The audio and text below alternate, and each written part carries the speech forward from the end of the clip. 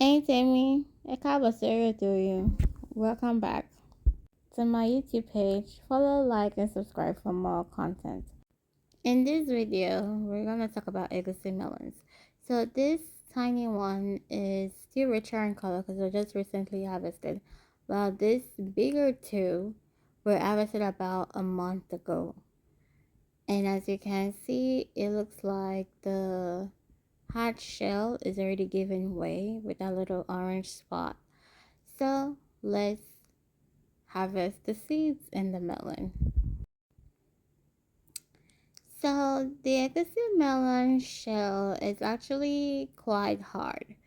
Typically, I used to harvest it like immediately after I get the melon off the plant. But this year, I decided to let the fruit cure a bit for about 2 weeks, and then I kind of forgot about it, to be honest. So it's been curing for over a month, I would say. This bigger melon has been curing for a month. When you first harvest your egusi, it will be dark green.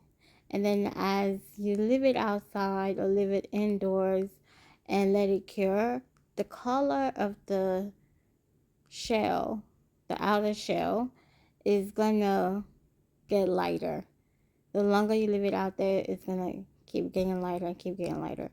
But as you can see here, I cut it open. I made a little pathway. Cutting open the shell is actually quite hard, but once you leave it secure, it gets easier. And then you can just get a little wedge out and then harvest your egusi seeds slowly. So you can use a knife or you can use your fingers to slowly get the seeds out. Just be careful and don't cut yourself, because you can also cut the seeds while you're doing this. And you can, as you can see, some of the seeds did not mature, and while some of them matured, a lot of them matured actually. And this is just me using my fingers to walk through the pulp and get all the seeds I can get out. These are all the seeds from one melon. You see how much I got from one?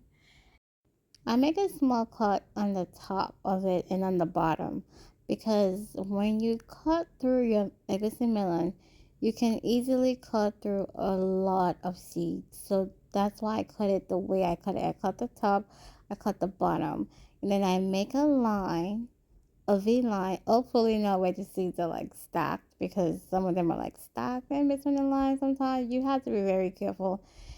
I make a line and I make like a V shape in it, wedge, and then I cut through and I make my way through the melon, and I kind of like separate them, and that's how I cut it, because I don't want to cut the seeds themselves.